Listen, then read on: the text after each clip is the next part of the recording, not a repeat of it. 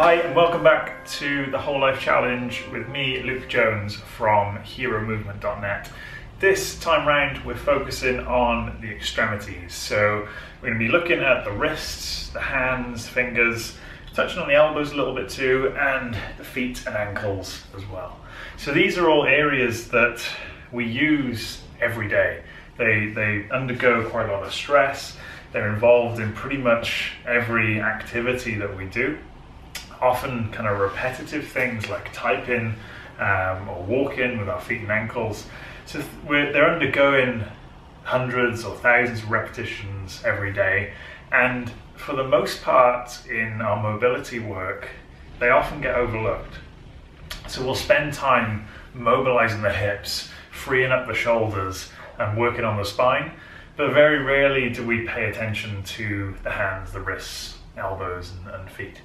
So that's what we're going to do today. So we're going to start by checking in, just doing a few wrist circles, moving through the fingers, the elbows, and just seeing how things feel today. And that's often going to be different to how things felt yesterday and how things will feel tomorrow. So it's just checking into that present experience. Again, bringing that mindfulness to our mobility practice. Same with the feet. We can be sat on the floor. We can roll the ankles a little bit. We can point the toes. So just checking in to see how things feel today. See if you notice any restrictions. I've got a very clicky right ankle, which we'll no doubt hear more of in the rest of the session. So we're going to start off with the wrists. And just some basic movements through the wrist that we often do every day. So we're going to go with a flexion and extension, and flexion through the wrists. So we're going to start just by doing it closed fist, just seeing how that feels. And we're also going to bring in lateral movements at the wrist too. Do a few up and down and a few sort of side to side. Just noticing you might find you're a little bit restricted on one side more so than the other. So just working through those basic movements. Now we're going to add in the fingers, which can change the game quite considerably.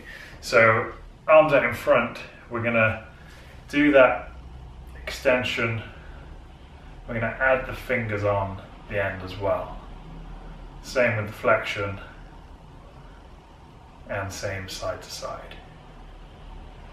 So what you might find is your range of motion becomes a little bit more restricted when you bring the fingers into it. I notice on this side, particularly on my left, where I've had damage in my wrist and my elbow, and I broke my arm as well. So there's some underlying stuff on this left side. That means when I extend through the fingers, there's a bit more tightness here. So just by switching exercises up a little bit like this, we can start to uncover some of our restrictions and then maybe start to work into that.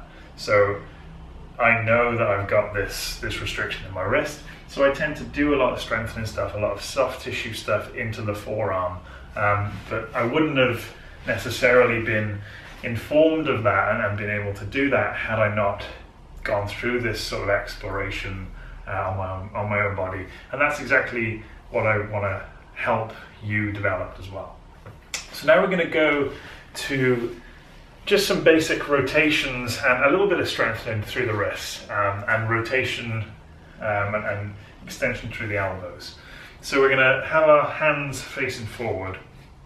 The elbows are bent to start, and then we're going to roll the elbow pits forwards. So we're not hyper extending at the elbow, but we're bringing it into full extension. And you'll notice, you might be able to see my fingers are spread as far as I possibly can. So the pinky's reaching out, the thumb's spread, I'm rooting down through that first knuckle. So the pressure is spread evenly through the hands, but I'm keeping that first knuckle in contact as I rotate through. And I'm leaning my weight forward into the hands. So this is a useful exercise to prep for any sort of hand balancing work. So whether you're going to be doing some balancing like in yoga poses where you're coming up into the crow pose, or some handstands or even headstands, similar principles apply where you're going to be wanting to get your elbow pits facing forward and almost screw your hands into the floor. So this is good prep for the wrists and for the elbows. We can also switch the hands this way, and again we're rotating those elbow pits forward. If you want to bring a bit more of a stretch onto the wrist, you can lean your weight back a little bit. It's just mini oscillations into this end range, just touching on the end range and then backing off a little bit. Just easing that body, easing that part of the body into a new position. So you can shake your wrists out a little bit. We're now going to move into strengthening the fingers, and particularly extending. So we often do quite a lot of grip strengthening, whether that's lifting weights or carrying, shopping, just everyday activities. We'll do quite a lot of scrunching up of the fingers, but we rarely do any extension and lifting. So that's what this exercise is about. The hands are coming down. You can start by having kind of a wide angle between your arm and the floor, or closing that angle down rather. So it's a little bit easier to lift your fingers off the floor. So we're lifting up towards the sky, squeezing in that end range, same with the thumbs, and then back down. Trying to keep those elbow pits facing forward, and we can start to lean forward a little bit more. Notice it starts to get a bit harder as we lean our weight further forward. So we're just breathing deep. If we can get our arms sort of 90 degrees to the floor and then try and lift. See my elbows start to bend there, so it's a little sign to back off a little bit. Just extending up through there. So again, that's another useful exercise if you do any hand balancing and wrist flexibility is perhaps something that's holding you back. Then by getting near to our end range and then strengthening that position, it's easier for our body to then get into that position and be able to use it. Rather than forcing ourselves into a position, we're able to create strength there and actually be able to use it properly. So now we're going to move on to the feet and the ankles. So we could spend a lot more time on the wrists, on the elbows. I just wanted to give you an overview. So the first exercise we're going to go through, if you need to use a stick to help you balance, or a wall, sorry you can't see my head for this one, but you get my hairy feet instead. If you need to use a stick to balance, then that's completely fine. So we're just going to go into dorsiflexion and plantar flexion. So dorsi as in bringing the foot up, plantar pointing the toes.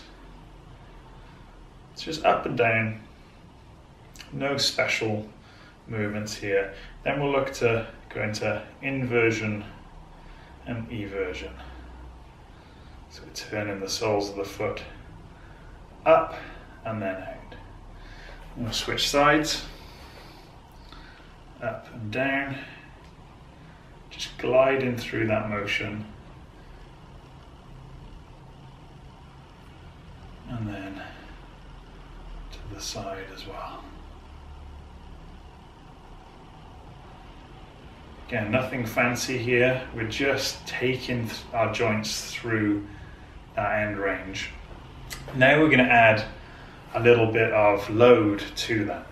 So we're going to come up onto the toes, try and not let your ankles collapse like mine just sort of did, and then we're going to come back onto the heels as best we can. If you need to use that stick for balance, then by all means do. I'm going to grab that now just to show you, so you can have the stick out to the side.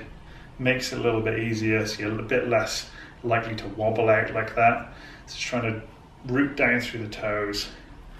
Then we're going to come back. You can use the stick to post off.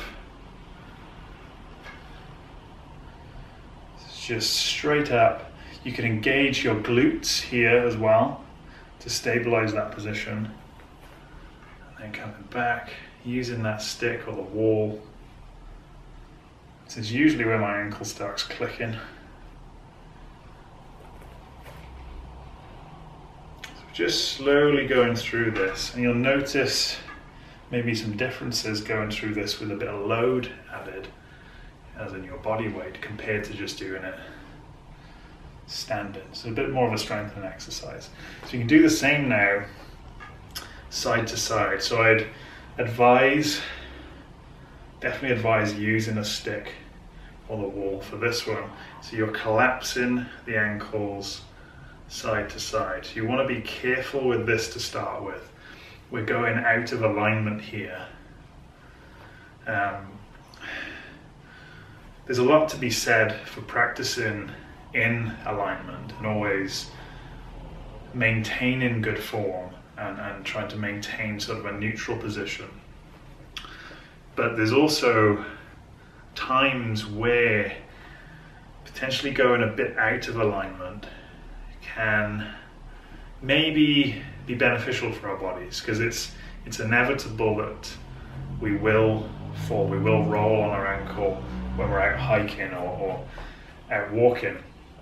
And if we're able to strengthen our body in that end range position, and that could potentially reduce our risk of a catastrophic injury when we do inevitably go out of alignment.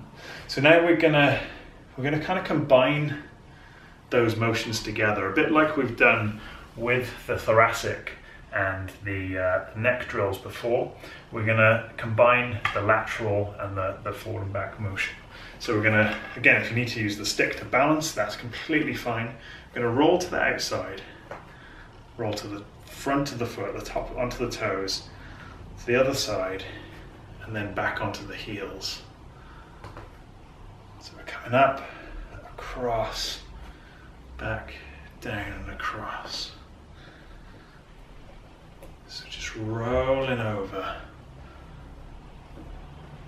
As controlled as we can. Again, focusing on the sensation of the feet through the floor. Also being mindful of the breath. How the breath feels, how the breath maybe changes. So if we switch directions now, we're going to go across to the other side, forwards, side, back round. Maybe you'll find it's a little bit easier one side than the other. If you want, you can try it without the stick. Just see how that feels, how that tests your balance. You might find you're a little bit more wobbly.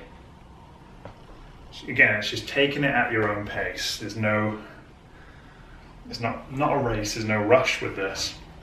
It's just taking it and working at the level that you're currently at, and then slightly pushing beyond that when you feel like you're able to. So we're going to finish now with just a short strengthening exercise for the toes. Also mobilization, but largely a strengthening exercise. So we're going to start with the feet pointing forward, and I want you to be mindful of the arch in your foot. And this is something to think about in everyday life as well, and when you're doing everyday activities, whether that's squatting or whether you're walking or running, is trying to maintain that arch in the foot. There's a few different arches across the foot. There's ones going across there as well, but we're mainly thinking about this main big arch here. So we want to try and keep that arch lifted as much as we can.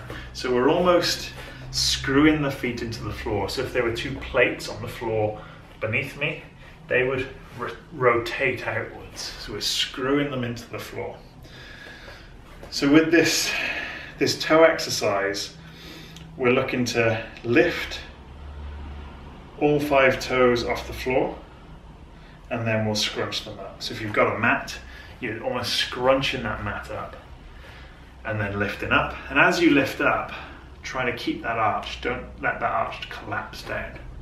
So lifting up, you can also do this with your hands to kind of mimic the action, and that helps with the coordination. Again, if you need to use your stick to stay standing, then that's completely fine too. What you might notice is it's going to be easier on one foot compared to the other. You might notice that you're able to spread your toes a little bit more on one side compared to the other.